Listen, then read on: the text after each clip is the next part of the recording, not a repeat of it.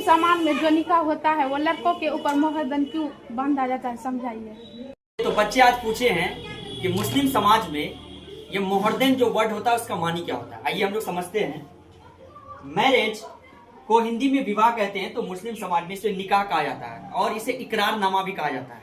इकरारनामा क्या होता है कि आपको एक पर्ची देंगे, विवाह जब हो जाएगी, निकाह हो जाएगी, एक पर्ची रसीद टाइप, जैसे आप किसी स्कूल में एडमिशन करवाते हैं, बना पब्लिक स्कूल में जैसे, तो आपको एक रिसीप्ट दिया जाता है। तो रिसीप्ट जो जाता है उसी टाइप का हमारा क्या होता है, मुस्लिम समाज का निकाह होता है। मुस्लिम समाज में निकाह में क्या होता है ना कि जब निकाह के लिए जाते हैं तो मौलाना साहब जाएंगे, एक साइड मौलाना साहब जाएंगे और लड़की को पूछेंगे, लड़का का नाम पढ़ेंगे, सब चीज पढ़ेंगे कि लड़का का नाम क्या है, सारा कुछ, और लड़के के साथ लड़का का भाई, फादर, सब लोग रहेंगे, और जो 18 साल के ऊपर हो ये लोग रहेंगे।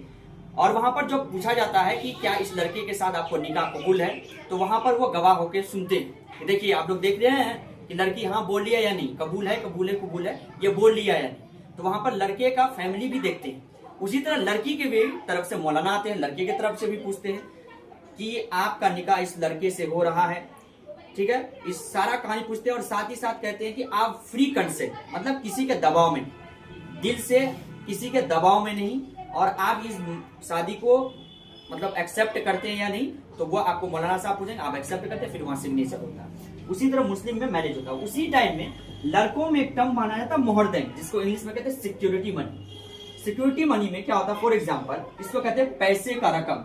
जैसे लड़का ए और लड़की बी बनी, तो इसका नाम ए है और ये बी। ए ने बी से मैरिज किया, विवाह किया, शादी हो गई।